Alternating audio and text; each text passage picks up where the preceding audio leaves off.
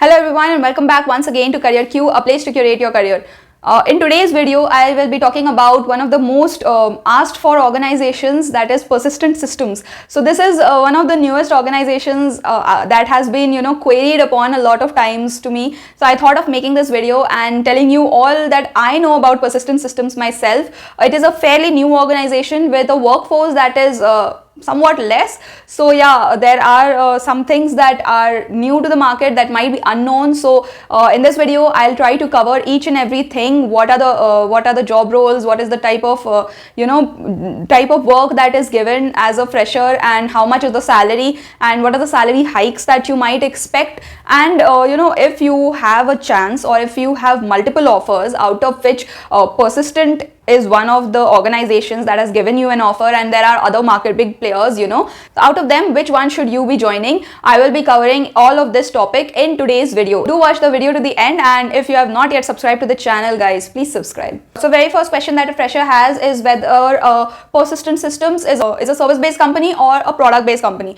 So to that I would like to answer that persistent started, or it had this a complete separate department named OPD, that is operational product department, something like that. So there it developed products, but now they also provide services to companies. So you can say it is a hybrid organization, but recently with the number of intakes that it is taking, it is majorly being considered as a service-based company and not really a product-based company. However, if you see Glassdoor, it still says that it is a product-based company, and somewhere it's in between. They have products of their own as well, but they are providing services to other companies. So it's a hybrid thing. Okay. So there's no one answer that can be said here. It's a mix of both. The second most asked question is that is it good for freshers? Then yes, persistent systems, although it is a new organization when compared to other, although it's not that new, it's not brand new, or it's not a startup kind of, it has a good workforce now. It has more than around 21k employees, more than that in fact. So now it is growing day by day. So yeah, it is new. You know, when you compare it with Accenture, TCS, IBM, Wipro, where lakhs of employees are there, then yes, it is fairly new to them when compared to them. However, it is growing every day, every month, every year. So it's not that new, and it's not like it's not like a contractual organization. It's nothing like you come and there is no job security. It's not like that. So generally freshers have this question in their minds that since it's not a very old organization, is there a chance of getting fired? How much is the job security? So let me answer you guys. There is no real threat to your job security. It's yes, they don't have lakhs and lakhs of employees, but that doesn't mean that they keep firing the employees that they have, right? If it is completely performance based, if you do not perform, if you do not work at all, then you will get fired from any organization for that reason. But definitely persistent is not like they take you in and then they fire you in a few days or in a few months. It's not like that.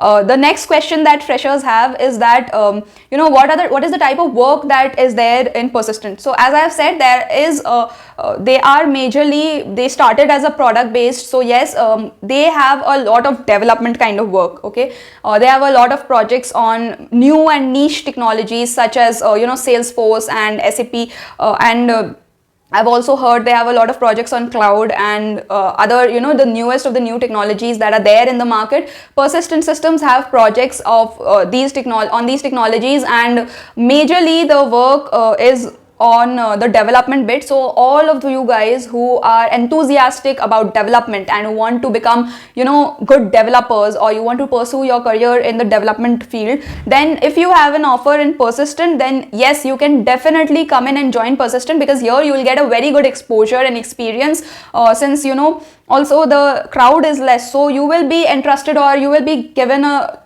good amount of work. I'm not saying that the workload will be very high. That's not what I'm saying. What I'm saying is that if you are assigned something, then probably you will be the one who will be responsible for everything, so that you get the end-to-end experience. So that will be a very good opportunity and a very good exposure. Coming to the workload, then since the work is majorly development, you can say that the workload is a bit high when compared to the other organizations. But again, as a fresher, you should see more on the learning, or you should look more on the learning side, and here in persistent you get a lot of learning opportunity. So it's all good.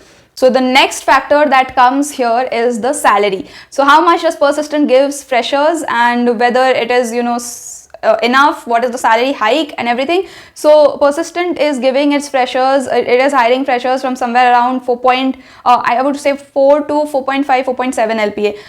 Majorly they are giving 4.5 to 4.7, but there are some students who are also getting in the beginning ranges, that is 4 or 4.15, 4.25. So on an average you can say that Persistent takes employees or freshers in the salary structure from 4 to 4.7 LPA, and the salary hike that Persistent gives is much better as compared to some of the other market players. I won't take the names, but Persistent is giving a very good salary hike. It is somewhere around 10 to 12% each year, with you getting development kind of job, you getting a lot of exposure, you getting niche technologies, and you getting good package, starting package of 4.5, 4.7. it is good, and then you getting a hike of 10 to 12% each year. I think this is one organization that is giving the full package. You have everything over here.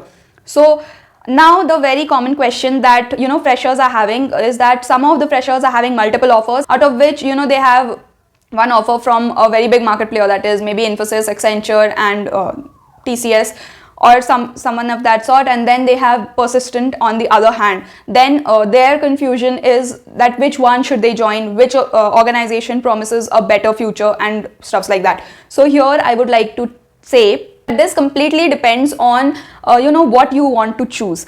So say for example you do not come from a coding background, or even if you come from a coding background, you do not want to pursue your career in the development sector. Okay, you want to go in other maybe techno-functional roles, or maybe on the support side, or you are not very confident and you do not want to continue or take up development. So in that case Persistent might not be best solution, because although there are different projects and there are different work or different workload as well, but majorly 90 to 95% of work is development work, and maybe 5 to 10% is the remaining work. Okay, whereas in these big market players it is the other way around, that is 5 to 10% work is development and the others are majorly support or testing or those kind of things. So it completely depends on your interest. Okay, that whether you want to pursue your career in the development side or not.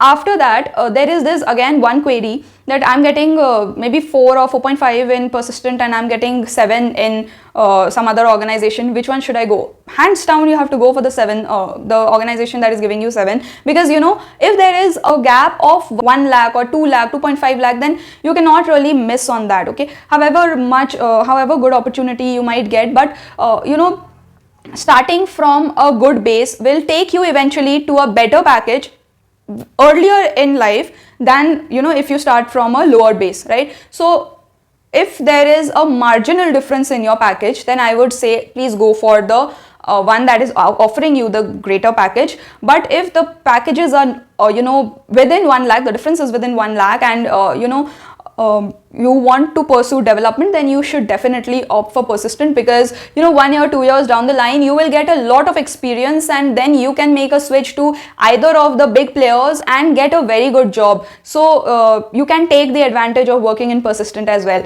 So that is all that I have for you in today's video. I hope that I've been able to clear a lot of your doubts and a lot of confusion that you guys have. If you have any other queries left for me, you can put them down in the comments. I will definitely try and answer each and every one of you. If not, I'll try to make a video on them. If you like today's video, put a thumbs up. If you have not yet subscribed to our channel, do subscribe.